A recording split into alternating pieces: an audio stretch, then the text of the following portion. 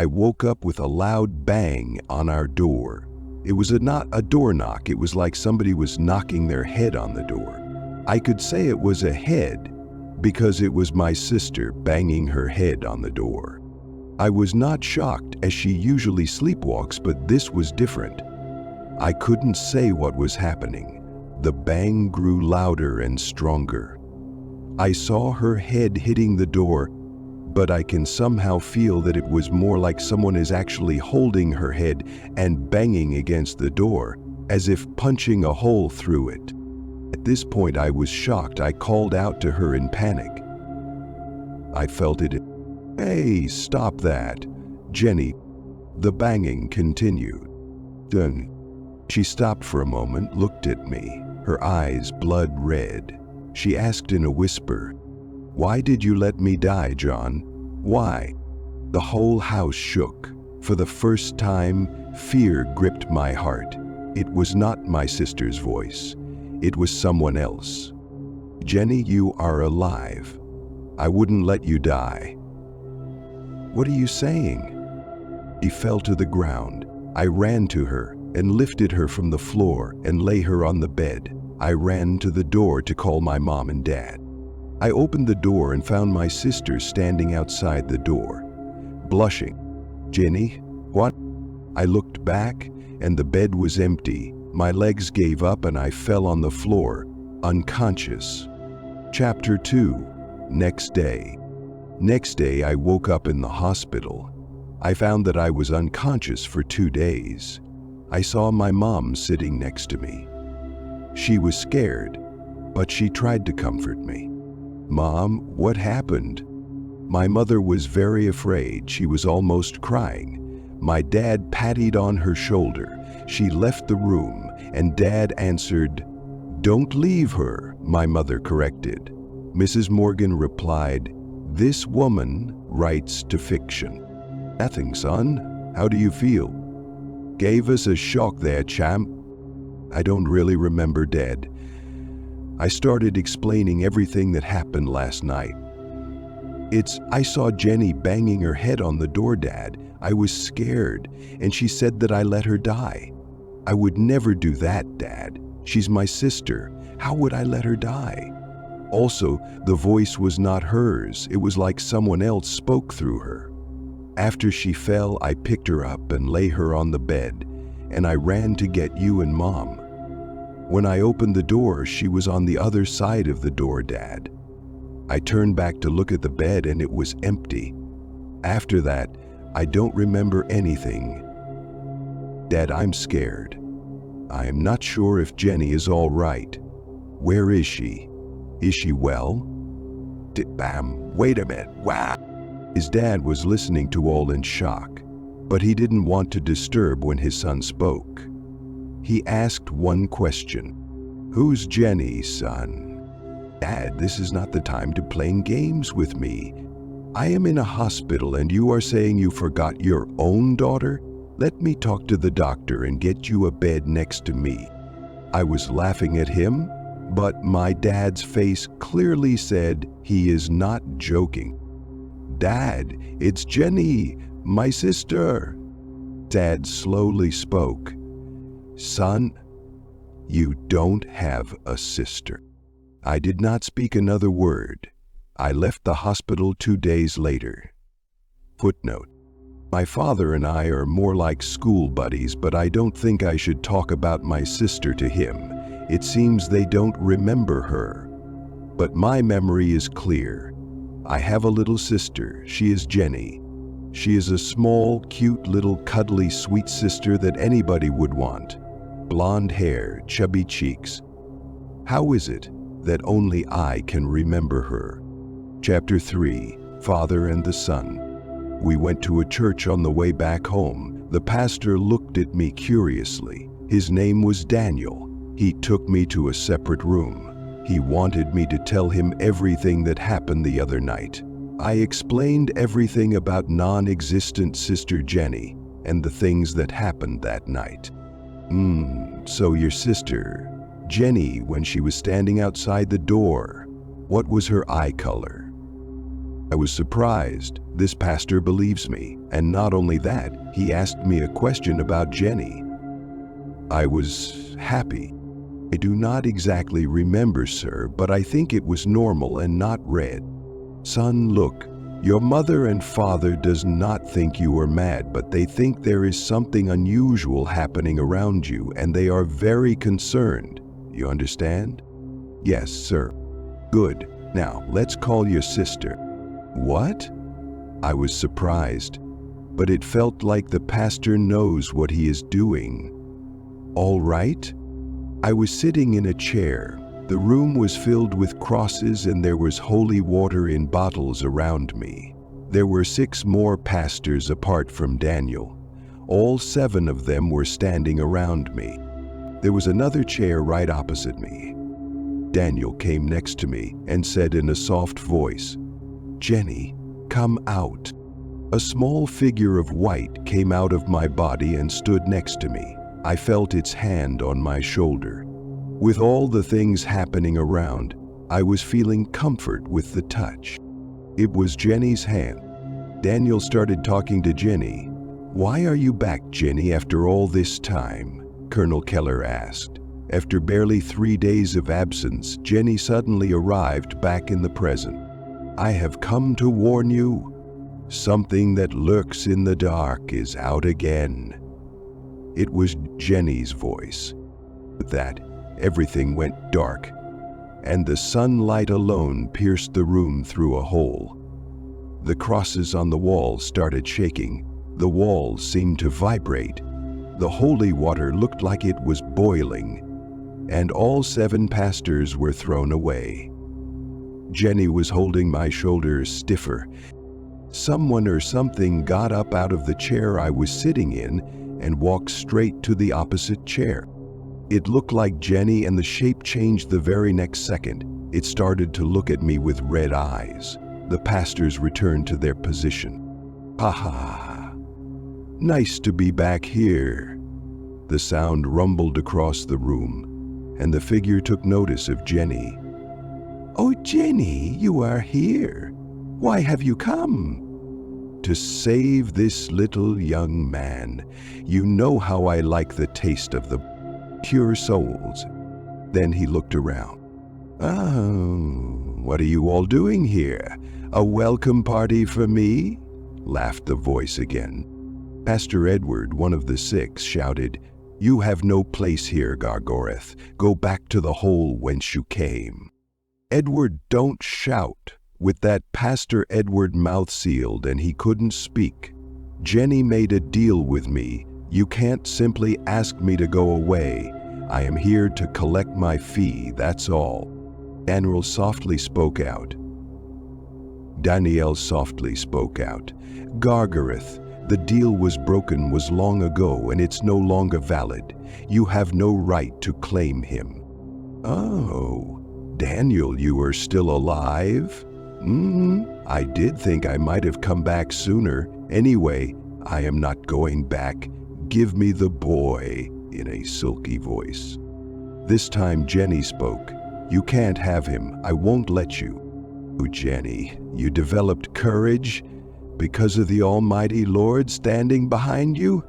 Where is he now?" laughed the creature. "The deal is broken?" "Oh, Daniel, the deal clearly stated that I will be friends with everyone who is born as an only child in the bloodline. I just came to be friends with him." Jenny shouted, "I won't let you do it again. I won't let you fool me again. You can't have him." "Ah, ha! I feel itchy in my hand all of a sudden." Gargarath scratched his own hands. "Erge no, arge!" "My hands! Father, help me, Jenny! It's burning!" I screamed. There were nail marks on my right hand. Amidst the scream, I heard his laughing voice, loud and clear. "If I leave, I am sure you know what happens, don't you?" Felter tap by felter, I turned to see a man standing over me. It felt like my whole body was on fire. like shattered glass pieces piercing through my body, as if my soul being ripped apart.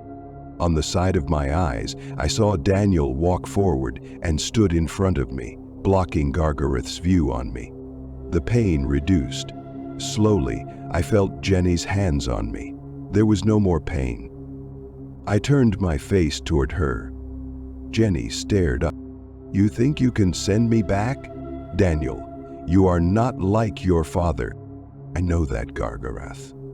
"Now I must ask you to leave him and go away," Daniel shouted, and with holy water in his hands, shouting, "In the name of God, Father and the Son and all things holy."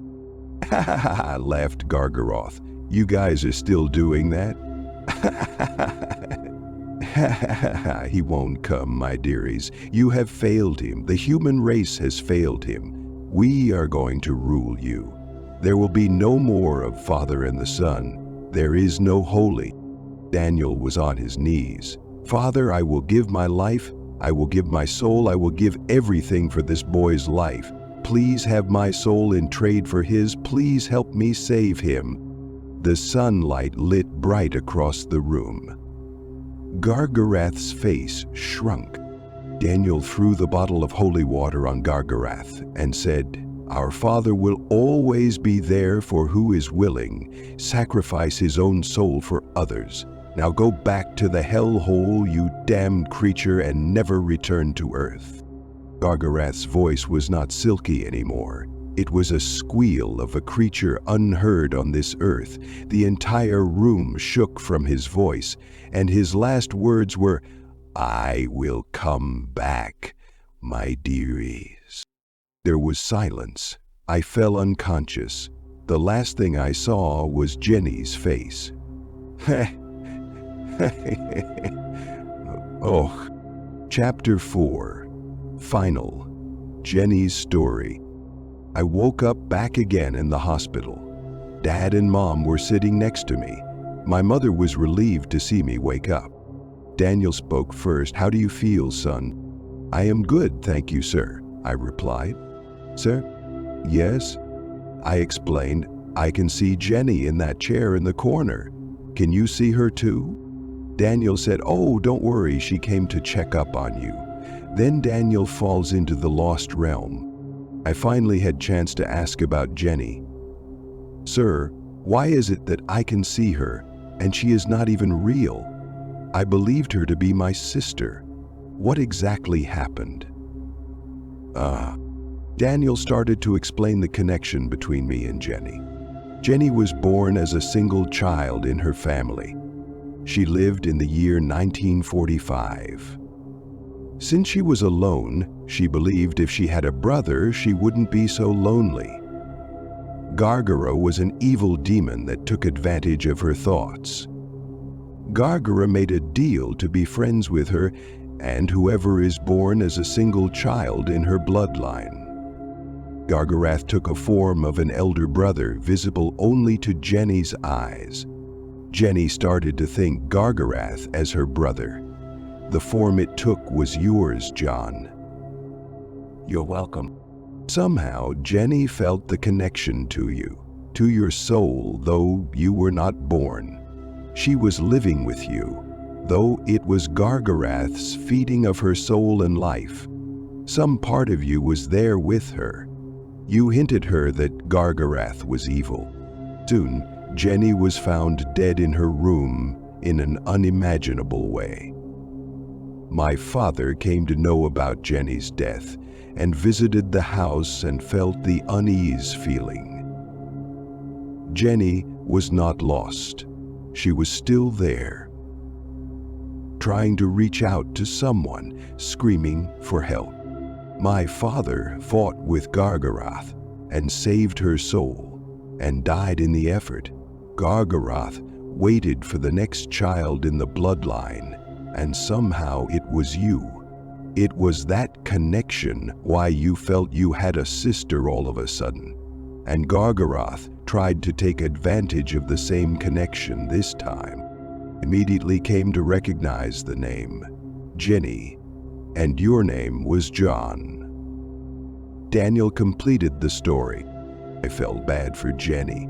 She is my sister, whether or not she is alive. I felt the connection more than ever. I wanted to speak to her and turned to look at the chair, but she was gone. I couldn't see her anymore. Da-da-da-da-da, Johnny called out the countdown clock. Da-da-da-da-da-da. But I am sure she is with me. Her brother and I will be there for her if she ever feels lonely.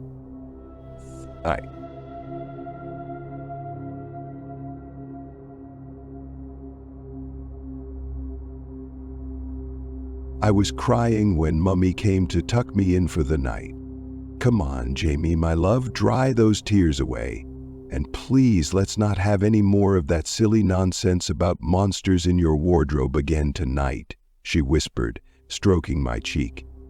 You know how cross Bill gets about it. Bill, my stepfather, a horrid man, always shouting at me for one thing or another. How I wish he and Mummy had never met. It was only since he had come to live with us that the scary noises had begun. But they are real, Mummy, I swear to you. I hear them. She sighed and stood up, padded over to the wardrobe and opened the door, revealing a small closet packed with my clothes on hangers, which she shuffled from side to side. Please, sweetheart, only your clothes in here. There's nothing at all to be frightened of now, is there? I swallowed as hard as I could and managed a tiny little shake of my head. Bill stood watching at the door. He narrowed his eyes, giving me one of his mean sideways looks, and told me that if I disturbed them again that night, I would have to stay inside my room the whole of the following day. Mummy was watching me, so she didn't see the expression in his eyes. He never does it when she's looking. She smiled, kissed me again, and walked over to him. Look, we'll leave your nightlight on for you, my darling, she said. Good night now.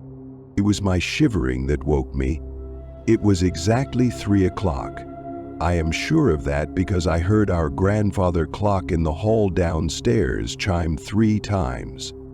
I was ice cold. My duvet had tumbled to the floor and my fingers and toes felt numb. Outside it was ever so windy and raindrops were hammering against the window pane. It was my sunshiny wonders at the presence of my cousin Molly. That night, though, I couldn't see him at all. The clouds were hiding him from me. I reached down for my duvet and wrapped it around me, blowing on my fingers to warm them up. That's when I heard it, the rattling of someone fiddling with the wardrobe doorknob. I longed to shout for Mummy, but I knew Bill would be angry if I disturbed them. Instead, I slowly pulled the pillow over my head and tried my best not to listen. But it was no use. Then came a familiar sound. My wardrobe door always creaked when you opened it slowly. I could tell that it was edging open, little by little. You couldn't mistake those short, staccato creaks as the door jerked. It had to be the monster, and tonight it was coming out to get me. Normally, it stayed inside the wardrobe. My heart began hammering in my ears so loudly I remember being terrified that it would hear.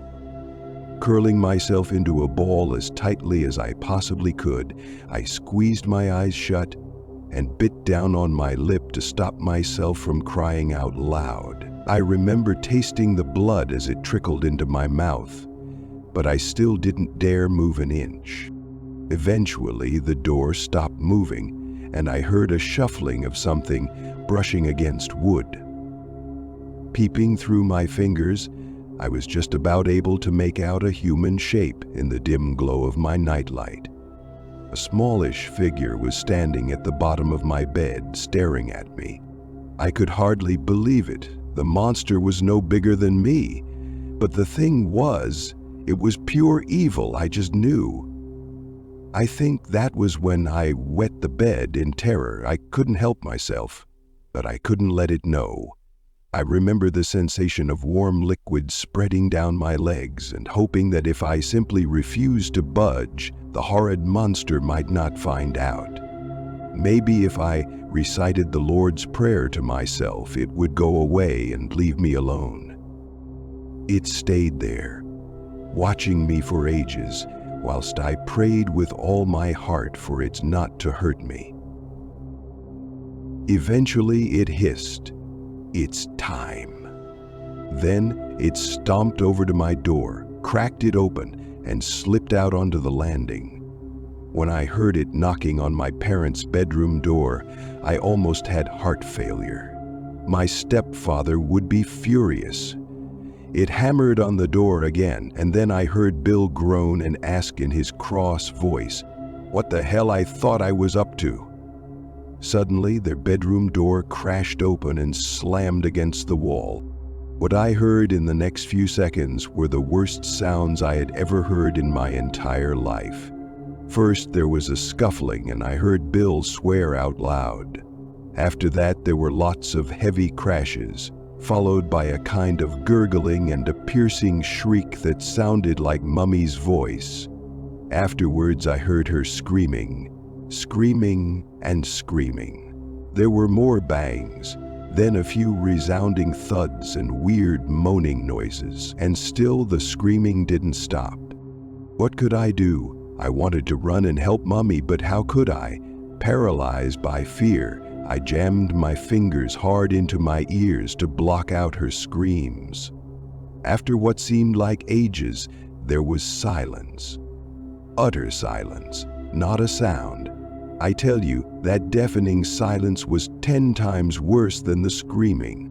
I then watched, horrified and open-mouthed, as the monster crept stealthily past my bed without so much as a single glance in my direction, wrenched the wardrobe door open and stepped inside. It wasn't until it had pulled the door firmly shut with a click that I felt able to move. My pajama bottoms were still soaking wet, and now they felt yucky and cold, but I didn't even care. I jumped up and shot out of my room to see what the monster had done. It had hurt Mummy, I was certain. I had to help her. I spotted Bill first. He lay sprawled face down in the entrance to their bedroom. I didn't care two hoots about Bill, but where was Mummy? I needed to find Mummy. I leapt over the motionless form that had been my stepfather and slipped to my knees in a dark red sticky puddle of gooey stuff, slowly expanding across the parquet from underneath his head. It was gross. I wiped my hands clean on my pajamas as I struggled to my feet and gazed around. The room looked like a scene from one of those scary murder movies Bill liked to watch on the TV. There she was. My dear mother was slumped sideways, half in, half out of the bed. Her frilly white nightdress was crimson. Her beautiful hazel eyes were wide open, still full of shock. Her mouth gaping in a now silent scream. A huge kitchen knife protruded from her throat. I recognized it. It was the sharp, shiny one from the back of the kitchen drawer, the one Bill always used to carve the lamb on Sundays. As gently as I could, I gripped the smooth brown handle of the knife and tried to lever it out of her poor, lifeless body, but it was ever so difficult to do. When it finally came free, there was an awful slurping noise and more blood trickled down her neck. I fell backwards and let the knife drop to the floor.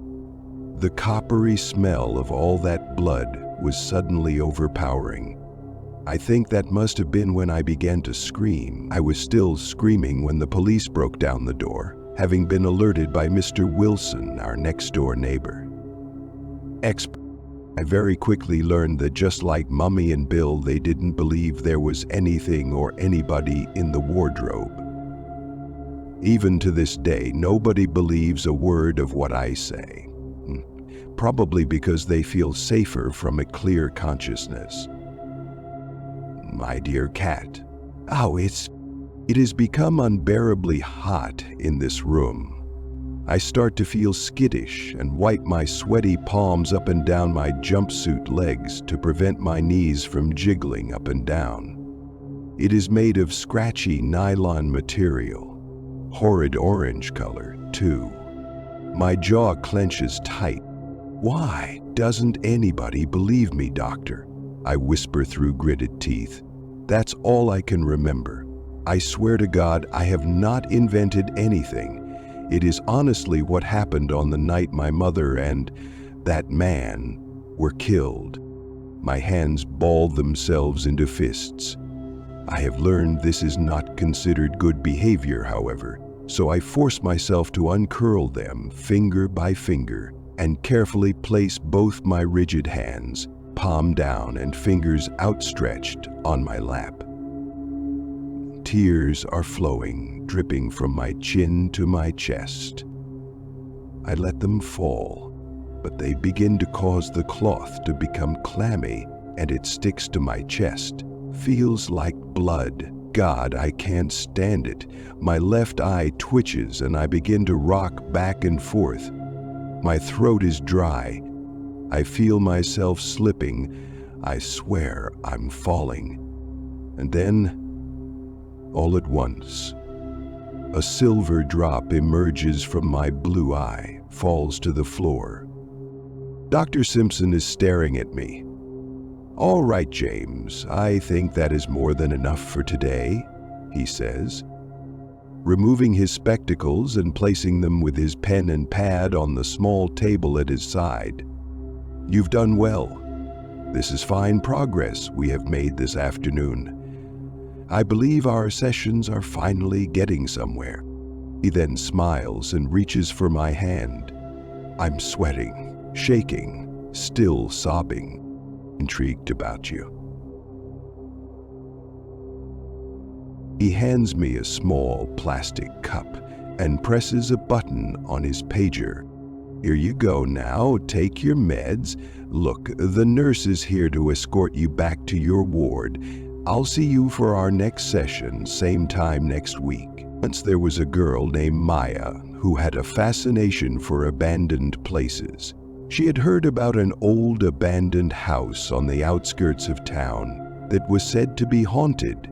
Maya was intrigued and decided to visit the house. One day, she packed a bag with some essentials and set off towards the house. As she approached the house, she could feel a chill run down her spine.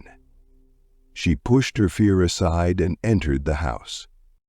The inside of the house was covered in dust and cobwebs. The floorboards creaked with every step she took. Maya was thrilled to explore this abandoned house, but as she climbed the stairs, she suddenly felt a cold breeze brush past her face. Maya turned around to see that the door behind her had closed shut. She tried to open the door, but it wouldn't budge. She was trapped inside. End of section 27. As she looked around, she realized that the house was not as empty as she thought.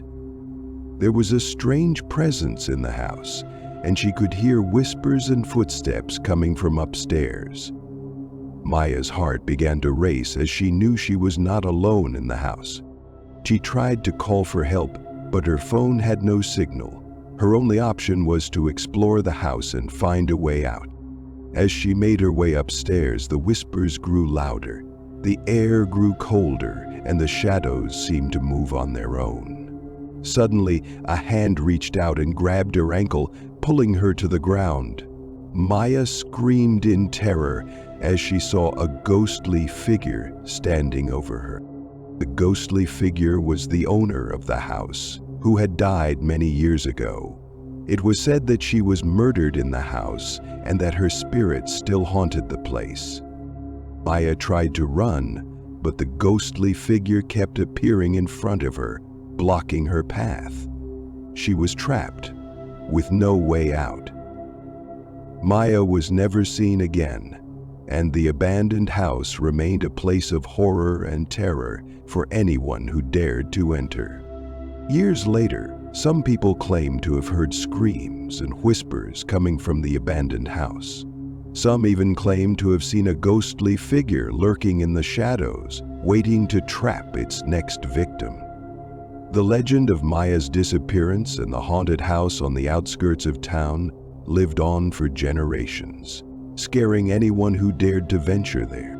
Several years after Maya's disappearance, a group of teenagers dared to enter the abandoned house on the outskirts of town. As they entered the house, they noticed a strange presence and heard whispers coming from the upper floor. As they climbed the stairs, they discovered a locked room, and they found a girl huddled in the corner. She was dirty, malnourished, and appeared to be in a state of shock. The teenagers immediately contacted the authorities, who took the girl to the hospital.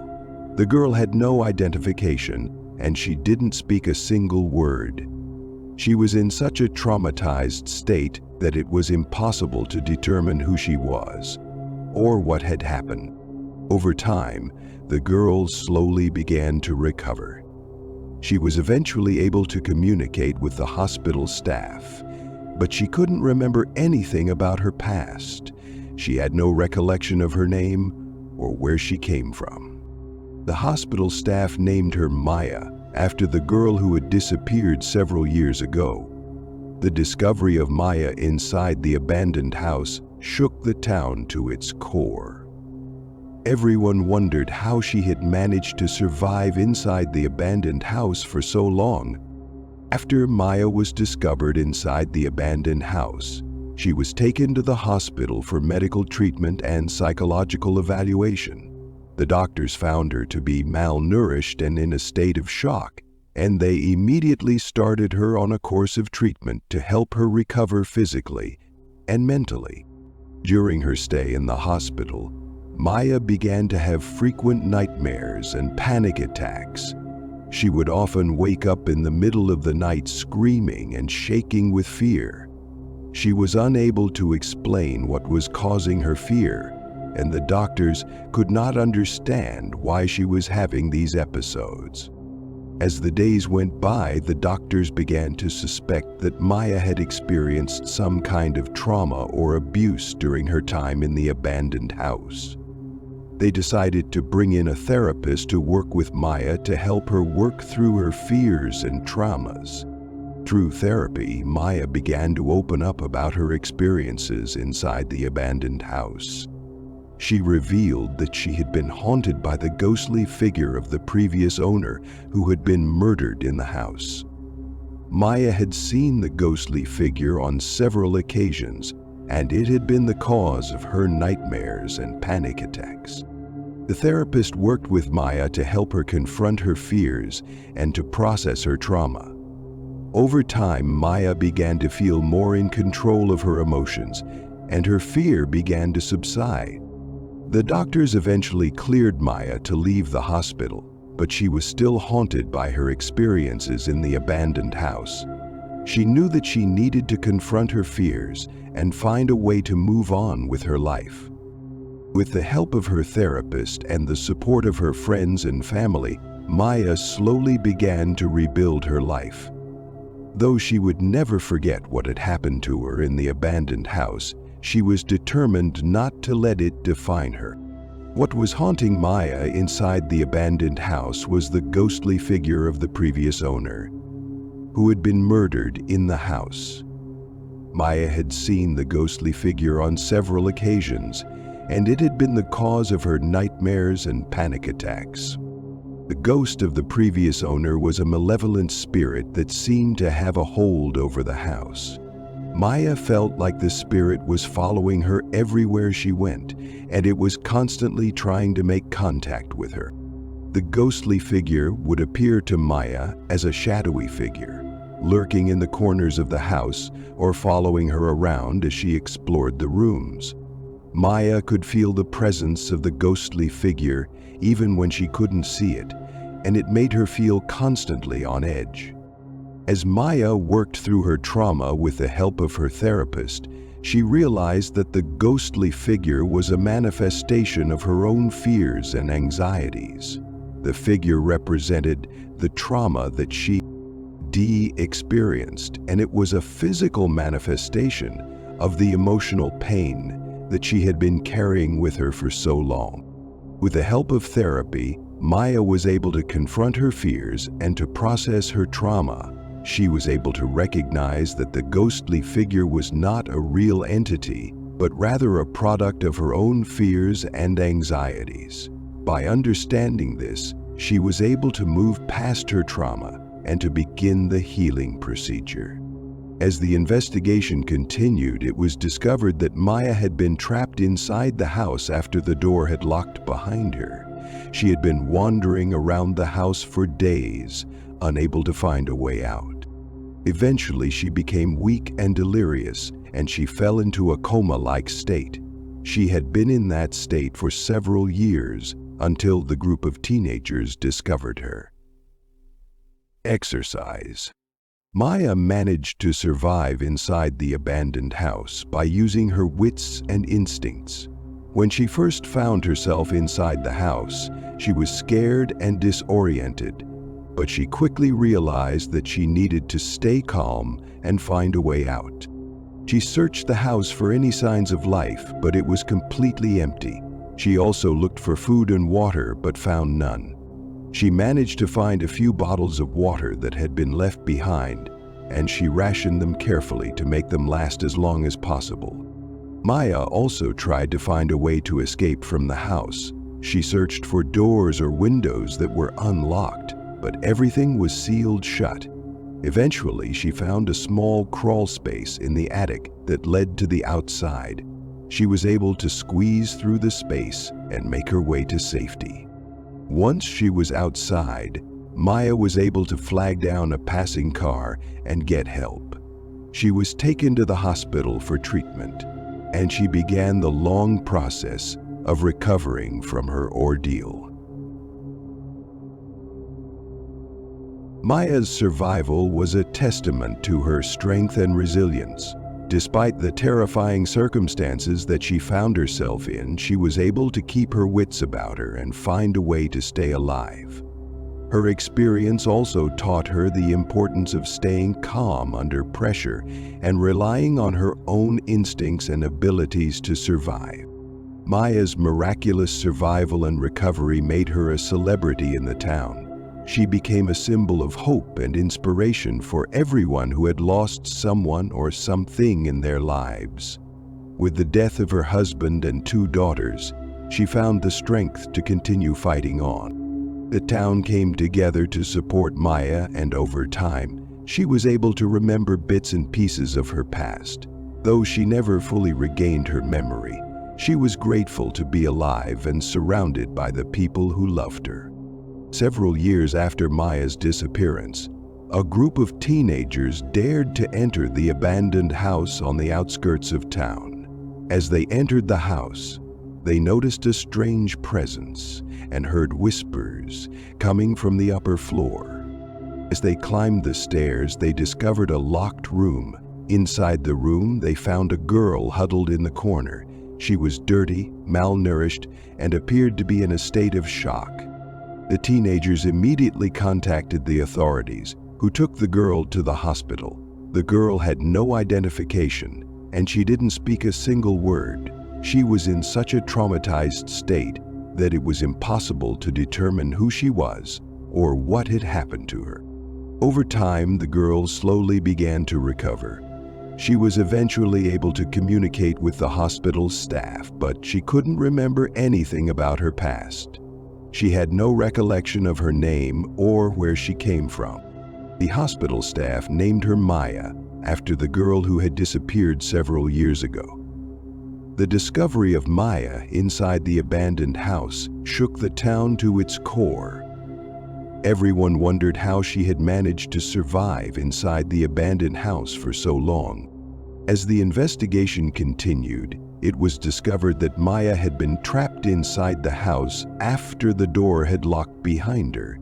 She had been wandering around the house for days, unable to find a way out. Eventually, she became weak and delirious, and she fell into a coma-like state. She had been in that state for several years until the group of teenagers discovered her.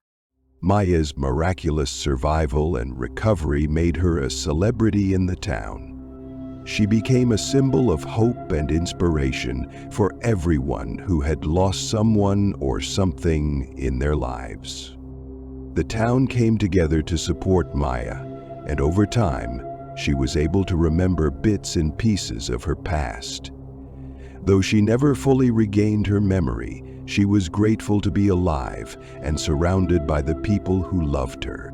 Maya's incredible survival and the discovery of her inside the abandoned house remained a mystery to the town, but it also brought the community closer together.